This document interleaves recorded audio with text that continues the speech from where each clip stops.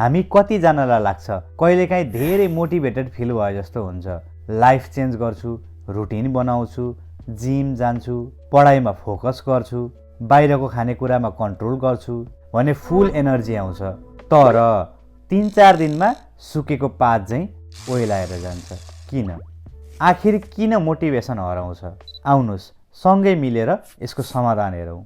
आज हामी यो भिडियोमा मोटिभेसन किन टेम्पोररी हो र डिसिप्लिन किन पर्मानेन्ट सोलुसन हो त्यसको बारेमा चर्चा गर्नेछौँ। फर्स्टमा बुझ्ने कुरा छ, वाट इज मोटिभेसन? मोटिभेसन भन्नाले के हो त?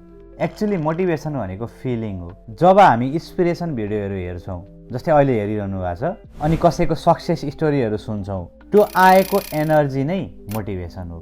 त्यसो भए प्रब्लम के हो त? हाम्रो फिलिङ मौसम जस्तै बदलिन्छ। आज घाम लाग्यो भने भोलि वर्षा। मोटिभेसनलाई डिपेन्ड गरेर लाइफ चेन्ज गर्न खोज्नु भनेको मौसमलाई कन्ट्रोल गर्न खोज्नु जस्तै हो, जुन हामी गर्नै सक्दैनौँ। मोटिभेसन भनेको त बुझे, अनि डिसिप्लिन भनेको चाहिँ के हो नि? त्यो चाहिँ म बुझाइदिन्छु है। हुन्छ, तिमी बुझाइदेऊ।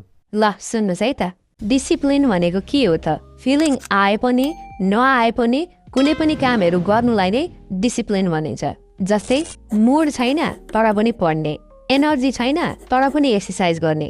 डिसिप्लिन फिलिङमा डिपेन्ड गर्दैन, डिसिजनमा डिपेन्ड हुन्छ। Remember, motivation starts you, discipline kips you going. अब एउटा सिम्पल रियल लाइफ एक्जाम्पलले बुझाऊ है त। अब म बुझाउँछु। हामी स्टुडेन्टको एक्जाम्पल लिएर हेरौँ है त। एक्जाम आउन 1 महिना टाढा छ अझै। मोटिभेटेड हुँदा चाहिँ 3 घन्टा पढ्ने, अनि अर्को दिन चाहिँ मुड छैन भने नपढ्ने, अनि रिजल्ट के हुन्छ त? इन्कन्सिस्टेन्ट। डिसिप्लिन्ड स्टुडेन्टले के गर्छ त? डेली 1.5 घन्टा स्टडी गर्छ, चाहे मुड होस् चाहे नहोस्। रिजल्ट के हुन्छ? Stable progress. अर्को फिटनेसको एक्जाम्पल हेरौँ। मोटिभेटेड हुँदा 2 घन्टा जिम गर्ने, 3 दिनपछि क्विट। डिसिप्लिन्ड पर्सन कस्तो हुन्छ? डेली 30 मिनट एक्सर्साइज गर्ने, ऊ टायर्ड होस् या नहोस्। अर्को पोइन्ट छ, किन डिसिप्लिनले जित्छ? मोटिभेसन भावना हो भने डिसिप्लिन संरचना हो। मोटिभेसन चिङ्गारी हो भने डिसिप्लिन प्रणाली हो। चिङ्गारीले आगो सुरु गर्छ भने प्रणालीले आगो बचाइरहन्छ, र लाइफ चेन्ज चिङ्गारीले होइन प्रणालीले हुन्छ।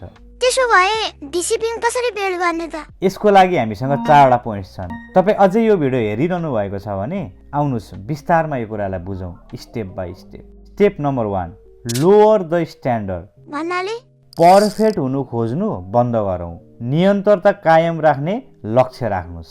स्टेप नम्बर 2, फ्लोटिङ प्लानले डिसिप्लिन बन्दैन, फिक्स टाइम बनाउनुहोस्। जस्तै after dinner 30 minute study. Step number 3, accept discomfort. Discipline कहिले पनि कम्फर्टेबल हुँदैन। If it feels hard it's working. कुनै पनि कुरा गाह्रो लाग्दैछ त्यसो भने तपाईँ सही ट्र्याकमा हुनुहुन्छ, don't break it. Step number 4, remove decision. तपाईँ डेली पढ्ने कि नपढ्ने भनेर सोच्दा डिसिप्लिन कमजोर भन्छ। रुटिन अटोमेटिक बनाउनुहोस्। एउटा गहिरो सत्य कुरा गरौँ जुन धेरै मानिसले बुझ्दैन। Most people wait to feel ready but winners act before feeling ready. भन्नाले के हो त? धेरै मानिसहरू काम गर्नलाई तयार महसुस हुन पर्खन्छन्, तर विजेताहरू तयार महसुस हुनु अघि नै कदम चाल्छन्। If you wait for motivation you will start many times, if you build discipline you will finish. Like यो भिडियोको लागि पनि मैले स्क्रिप्ट लेख्दाखेरि मोटिभेसनलाई पर्खिनँ, डिसिप्लिनलाई अगाडि ल्याएँ, बस सुरु गरेँ, सकेँ। म के गर्छु भन्दा पनि म को हुँ भन्ने कुरामा सिफ्ट गरौँ। त्यसको लागि अर्को पोइन्ट छ, पावरफुल आइडेन्टिटी सिफ्ट। यहाँ के भनिन्छ भने don't try to be motivated, become disciplined. कुनै पनि व्यक्तिले आई निड मोटिभेसन भनेर भन्छन्, त्यसको सट्टामा I don't negotiate with my self, that's discipline भनेर भन्नुहोस्।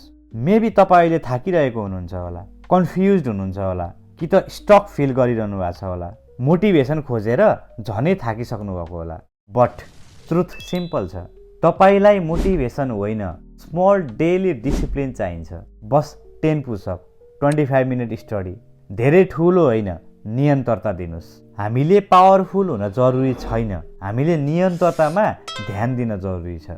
अनि एउटा कुरा याद राख्नुहोस्, motivation is temporary but discipline is identity, and identity creates destiny.